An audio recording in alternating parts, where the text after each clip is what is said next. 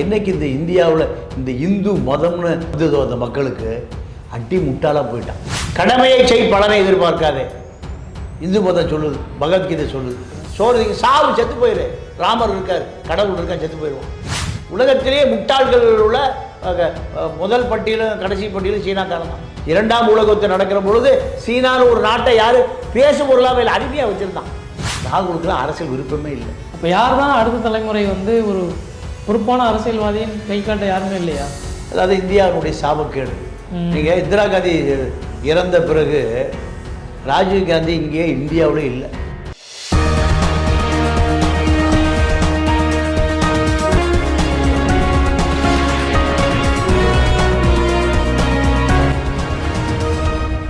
தமிழக அரசியல் களம் நேயர்களுக்கு வணக்கம்.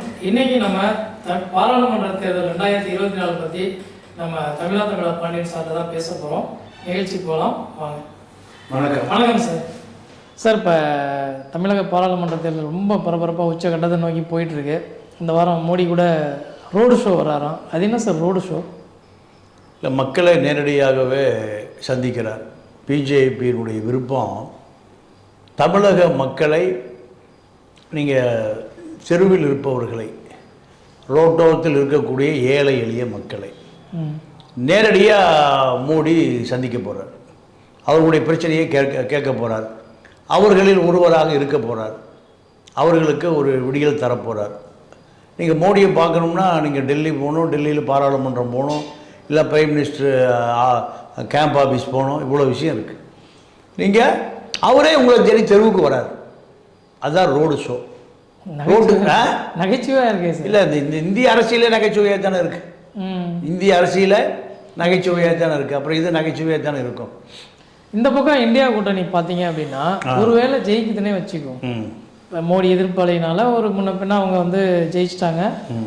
அப்போ யார் பிரதமராக அவங்க இன்ன வரைக்கும் யாருமே சொல்லலை. இல்லை, யார் அதிகமான நாடாளுமன்ற வேட்பாளர்கள் வச்சுருக்காங்களோ அவர்கள் பிரதமர். நீங்கள் ஸ்டாலின் கூட பிரதமர் ஆகலாம். ஏன்னா 39 சீட் ஜெயிச்சு போனாருன்னா 21 தான்.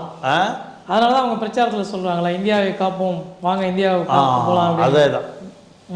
இல்லைன்னா இவர் சொல்லுகிற யாருக்கு ஆதரவு கொடுக்குறாரோ அவர் பிரதமராக வருவதற்கு வாய்ப்பு இருக்குது. கார்கேக்கு ஆதரவு கொடுக்கலாம், மம்தாவுக்கு ஆதரவு கொடுக்கலாம், அரவிந்த் கெஜ்ரிவாலுக்கு ஆதரவு கொடுக்கலாம், தேஜஸ்வி யாதவுக்கு ஆதரவு கொடுக்கலாம். பல தலைவர்கள் இருக்காங்கல்ல. காங்கிரஸில் ஒரு சோனியா காந்தியோ ராகுல் காந்தியோ வரது இல்லை, எப்பவுமே அவங்க பிரதமர் வேட்பாளர் சொல்கிறதே இல்லையே. நீங்கள் அதாவது எடப்பாடி கூட ஒரு நகைச்சுவையாக சொன்னார், இவர் போன எலெக்ஷனில் ராகுல் தான் பிரதமர்னாரு, எதிர்கட்சி அந்தஸ்து கூட போயிடுச்சு அப்படின்னு சொன்னார்.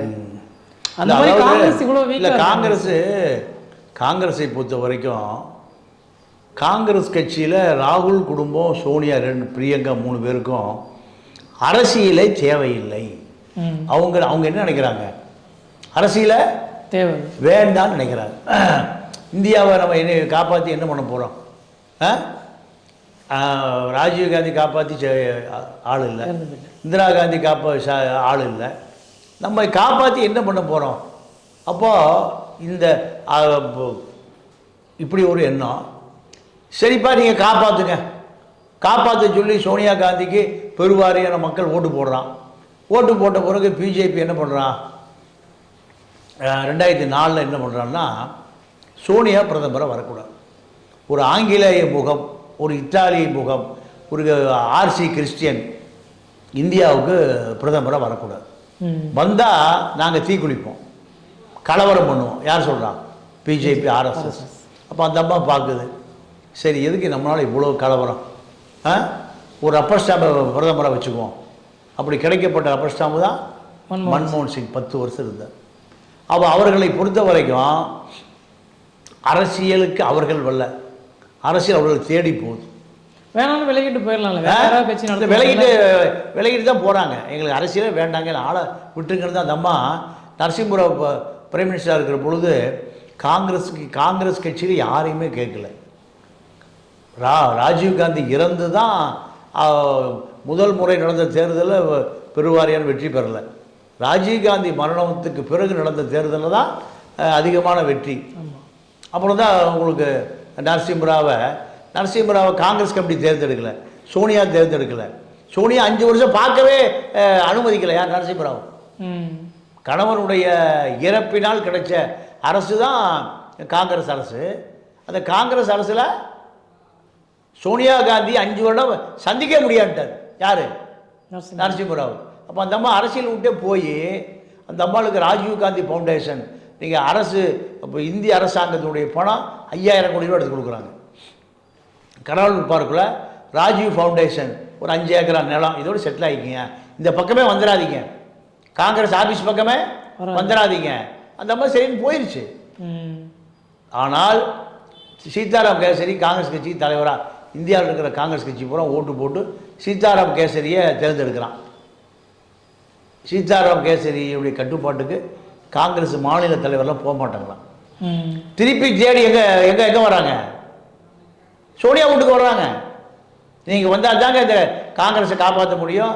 நாங்கள் இந்தியாவில் இருக்கக்கூடிய ஒரு 30 மாநில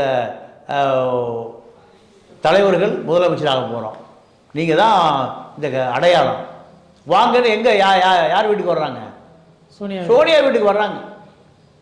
நீ சொன்னீங்களா சோனியா விட்டுட்டு போகலாம், யார் நடத்துவான்? எவனை நடத்துக்கியா? இதை எப்படியே நான் எனக்கு வேண்டாம், ஆளை கொடுங்க. அப்படி போன சோனியா காந்தி வீட்டுக்கு யார் போகிறா?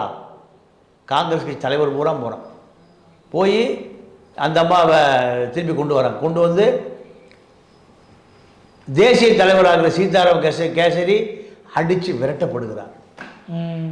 காங்கிரஸ் கட்சியினுடைய எல்லா மாநில அமைப்பும் தேர்ந்தெடுத்த ஒரு காங்கிரஸ் கட்சியினுடைய தேசிய பொதுச் செயலாளரை என்ன பண்ணுறாங்க? காங்கிரஸ் ஆஃபீஸ்லேருந்து குண்டு கட்ட தூக்கிட்டு போய் காரில் ஏற்றி கொண்டு வீட்டில் விட்டு வர்றாங்க. இதெல்லாம் நடந்தது. அதனால் சோனியா காந்தி, ராகுலுக்கெல்லாம் அரசியல் விருப்பமே இல்லை, வேண்டாம் விருப்பம் தான் வர்றாரு.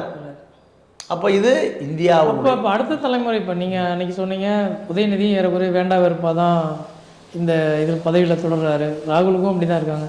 அப்போ யார் தான் அடுத்த தலைமுறை வந்து ஒரு பொறுப்பான அரசியல்வாதியின் கை காட்ட யாருமே இல்லையா? அதாவது இந்தியாவுடைய சாபக்கேடு. நீங்கள் இந்திரா காந்தி இறந்த பிறகு ராஜீவ் காந்தி இங்கே இந்தியாவிலே இல்லை. அவர் எங்கே? ஃப்ளைட் ஓடிட்டு இருந்தார். இந்த அரசியலே வேண்டான்னு போயிட்டார். அதாவது என்னைக்கு இந்த இந்தியாவில் இந்த இந்து மதம்னு வந்ததோ அந்த மக்களுக்கு அட்டி முட்டாளாக போயிட்டான். கடமையை செய், பலனை எதிர்பார்க்காதே, இந்து மதம் சொல்லுது, பகவத்கீதை சொல்லுது. கூலி செய், வேலை செய்ய, சம்பளம் கேட்காது, அதான் பகவத்கீதை. அதான் பகவத்கீதை. சோறு சாவு, செத்து போயிரு. ராமர் இருக்கார், கடவுள் இருக்கார், செத்து போயிடுவான். இதுதான் அரசியல். இங்கே கடவுள் உனக்கு படி இழப்பார். எங்கே படி இழப்பார்? கடவுளை பொன்மணிக்கு வேலை இல்லைன்னா கடவுளே காப்பாற்ற முடியாது. அப்போது இந்த மதம் மக்களை மடையனாக்கிருச்சு. இந்து மதம் மக்களை மடையனாக்கிருச்சு. அதனால் இவனுக்கு போய் சேர வேண்டிய அரசியல் போய் சேரல, விழிப்புணர்வு இல்லாமல் போயிடுச்சு. உலகத்திலே முட்டாள்கள் உள்ள முதல் பட்டியலும் கடைசி பட்டியலும் சீனாக்காரன் தான். உலகத்தில் ஐரோப்பா நாட்டில் வேடிக்கை பார்த்துட்டு தான் அவன் சீனாக்காரன் சொல்லுவாங்க. அவ்வளோ முட்டாள் உலகத்தையும் பார்த்ததில்லை. இரண்டாவது பொருளாதாரம். அப்போது கம்யூனிஸ்ட் அவனை மனுஷனாக்கியிருக்கு, அந்த தத்துவம் அவனை மனுஷனாக்கியிருக்கு. இரண்டாம் உலகத்தை நடக்கிற பொழுது சீனான்னு ஒரு நாட்டை யார் பேசு பொருளாக அடிமையாக வச்சுருந்தான். ஜப்பான் தான், டொஜோ அந்த மன்னன் தான் உலகத்துக்கு ஹீரோவாக இருந்தான். ஜப்பான், முசோலினி, ஹிட்லர் 3 பேர் தான் உலகத்தையே மிரட்டான். அது சீனாவே இல்லை. இன்றைக்கி உலகத்தையும் சீனா மிரட்டுறான், யாரும் இல்லை. அப்போ இந்தியாவில் வந்து ஒரு ஐடியாலஜி சார்ந்த அரசியல் கட்சியே இல்லை. இந்து மதம் தான் அரசியல், ஆர்எஸ்எஸ் தான் அரசியல், பிஜேபி அரசியல் ஆகக்கூடாது இல்லை. அது அங்கே அதுதான் அரசியல். இப்போ ராமர் கோயில் அது வழிபாட்டு முறை, அவ்வளோதான். இங்கே அதுதான் சோத்து முறையே, அதுதான் சோறு சாப்பிட்றது அதுதான். நீங்கள் இங்கே ராமர் கோயில் கட்டின காசுக்கு ஒரு 10,000 பேருக்கு ஒரு ஃபேக்ட்ரி கட்டியிருக்கலாமே. பாபர் மசூதி இடிக்க வேண்டிய அவசியம் இல்லையா? அது இருந்தால் யாருக்கா கேட்குறானா? இடிச்சு அங்கே கட்டினியா? அப்போது பாபரை இடிக்கணும், ராமரை கட்டணும்.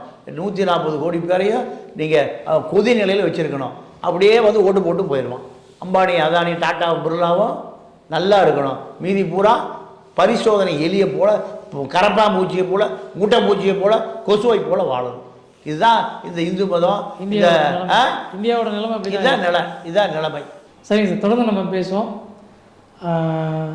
இன்றைய அமர்வில் நம்ம சார் நிறைய விஷயங்கள் சொல்லியிருக்காங்க. அடுத்து தொடர்ந்து பேசுவோம். நன்றி, வணக்கம். நன்றி, வணக்கம்.